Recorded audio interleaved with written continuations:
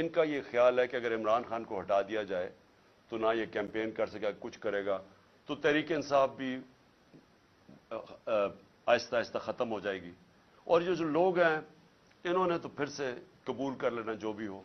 تو اس کے اوپر میری جان بھی خطرے میں ہے اور یہ مجھے جیل میں ڈالنا چاہتے ہیں۔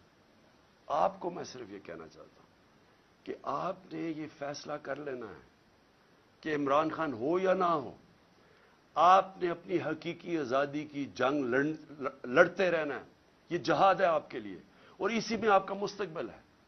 اگر یہ ہم کامیاب ہو جاتے ہیں اس ٹائم پہ، یہ ملک بدل جائے گا۔ جو میں نیا پاکستان کی بات کرتا ہوں، وہ نیا پاکستان آ جائے گا آپ کا، اس راستے پہ ہم نکل جائیں گے۔